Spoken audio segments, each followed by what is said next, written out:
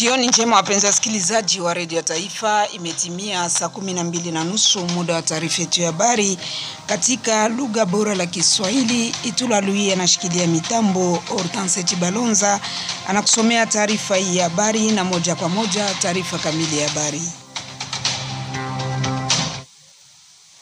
Mjini Kinshasa siku ya 23 Aprili 2025, liwali wa jimbo Profesa Jean-Jacques Purusi akiwa amesindikizwa na mwenyekiti wa bunge la jimbo, wabunge wachache pamoja na baadhi ya mawaziri wake.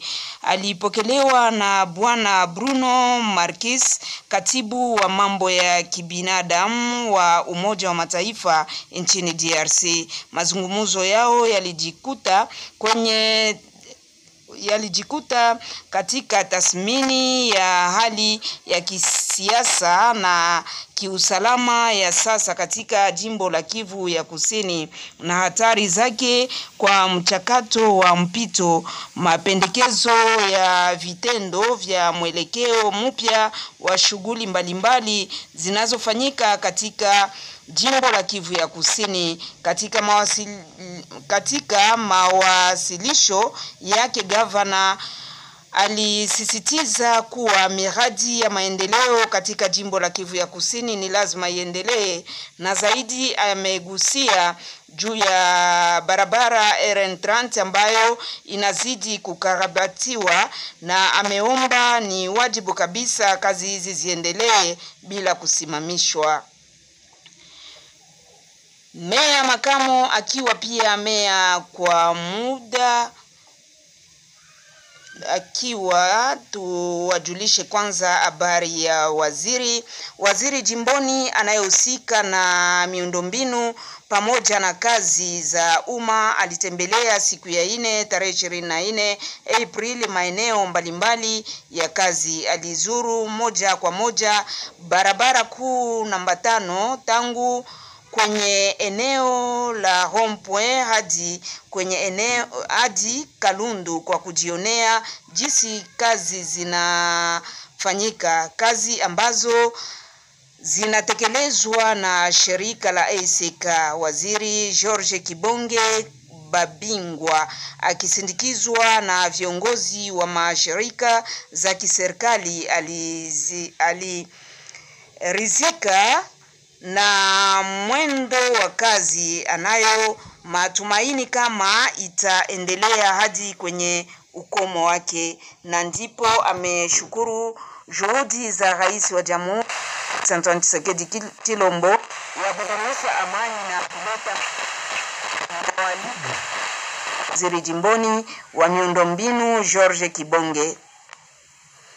Asante sana bwana journalist, vile unajua kazi ya infrastructure ndio inaleta maendeleo mudunia, na kama tuko hapa ni kusaidia societe ESK aka itumike mba conditions za mzuri, kwa sababu tuko na lazima bamalize hiyo kazi juu isaidie population zetu, juu ekonomi yetu ipande iende mbele, na watu wote wamefanya biashara bapate moyen ya kufikisha biashara yabo mzuri, na port yetu ya Kalundu isaidie biashara kutoka Tanzania na migini mbalimbali, vitu yote vikue rahisi. Jusqu'à présent ningesema kazi zinafanyika mzuri, kuko tu shida kidogo ya financement, mais jusqu'à présent kazi kona evolue mzuri, na kama tunataka kuevaluer en terme ya taux, tuko entre 36 et 40% ya kazi hiyo imefanyika, na tunalomba societe ESK ikontinue ndani hiyo kazi yabo, na si population gouvernement tutafanya kazi yetu ya kuwapatia pesa ya kumaliza kazi mzuri. Mais en gros vile najua kazi ya assainissement iko naendeka mzuri, bamefika deja mu 90% ya taux ya execution. Kuangalia distance ya balabala iko estimé à 10 km, na largeur ya balabala iko estimé à 18 mètres. Donc en gros ndio situation ya projet hii, na tunawazia kama pesa imefika mbio, kazi itamalizika musa chache.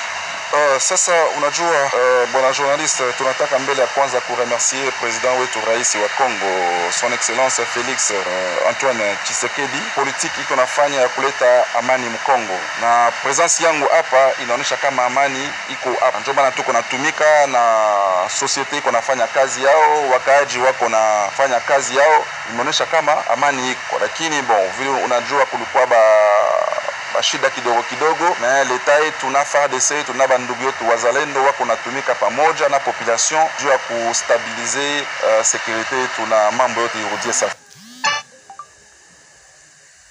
Meya makamo akiwa pia meya kwa muda Kifara Kapenda Kiki ameongoza asubuhi ya hii siku ya 4 ofisini mwake kikao ya kamati ya usalama. Hali ya usalama kwa ujumla imeonekana kuwa yenye kuridhisha, ila kamati imeonesha hali za uvumi kuzuka kwenye mitandao za kijamii unaotaka kuyumbisha usalama ndani ya jiji. Kuhusu milio ya risasi zilizosikilika hii siku ya 4 tarehe 24 April eneo ya milima ya kati inukia mji wa Uvira upande mwa magharibi, meya anaalika raia yake kubaki kimya wakiwa watulivu, maana vyombo vya usalama tayari vinajihusisha.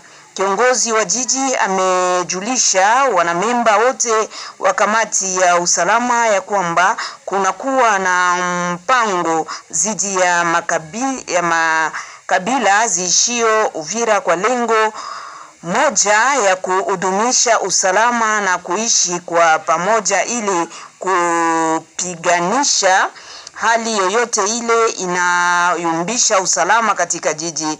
Kamati ya usalama imelaani vitendo mbalimbali zaidi hii ya sehemu moja ya wazalendo wanaojiruhusu kupiga masasi kiolela wakati huu mgumu ambao adui tafuta namna ya kujipenyeza ndani ya jiji la Uvira.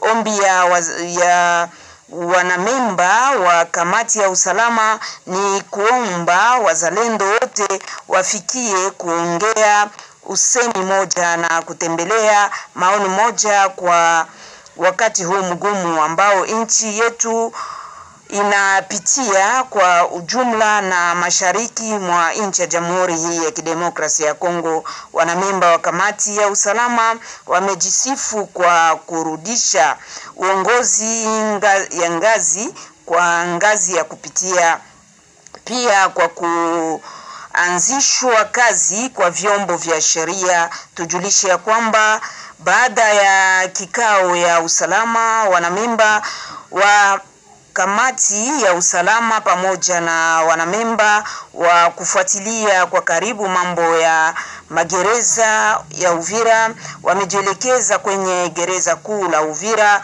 kujionea hali gisi inaendelea.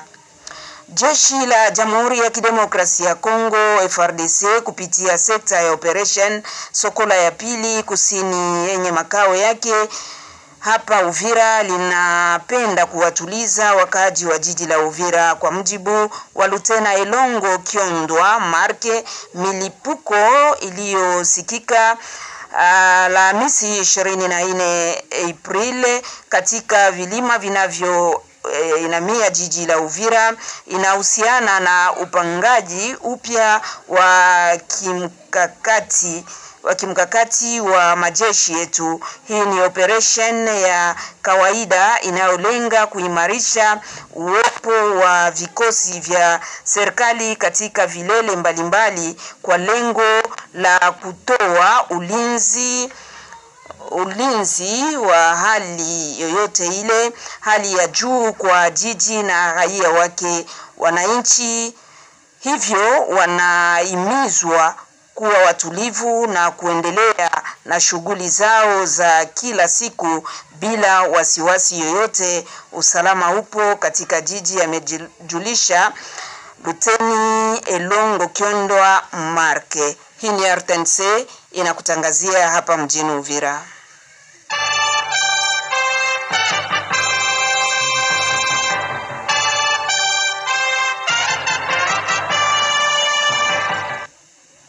Baadhi ya viongozi ya wazalendo wa Uvira ambao wapo kwenye shamba la mapambano pa Luvungi, Lubarika na Nyangezi walikutana siku ya kwanza ya tariki 21 Aprili pa Luvungi. Ilikuwa kwa lengo la kwenda kitengo cha kisiasa na kijeshi mbako cha wazalendo katika tarafa la Uvira. Kitengo hicho kinalenga kuendesha shughuli zao vilivyo kulingana na katiba ya nchi kwenye kipengele cha 64. Baada ya kikao, washiriki walitoa tangazo la pamoja la kutaja viongozi wa kitengo hicho. Wao ni pamoja na jemadari Kamama Mbigirwa kama mratibu wa jeshi na makamo wake ni jemadari Kashumba Musagara, wakati ambapo jemadari Lwaboshi na Mugema anakuwa na mambo ya uongozi na logistike itaweza kuhusiana naye. Lakini hata hivyo medai kama ni hivyo ndipo biko wazi kwa kupokea makundi mengine ya kisiasa na ya kijeshi kwa kufanya kazi kwa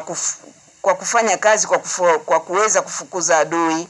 Kwa upande mwingine, wametoa tahadhari kubwa kwa yeyote atakayetoa habari za uzushi kwenye shamba la mapambano pasipo ruhusa ya kiongozi wa wazalendo wenye kuhusika na kazi hiyo. Waliosaini madai haya ni wanamemba wa vikundi vya kisiasa na kijeshi wa MPDP, FA, FPDP, RDC, MNLC, FPL na MPLC, FPLC katika jiji la Uvira. Mwisho wa taarifa yetu ya habari. Shukrani kwako kutega sikio katika taarifa hii. Shukrani kwa Itula Lui. Mimi ni Hortense Chibalonza na kutakia usiku mwema. Bye bye. Sana bwana journaliste.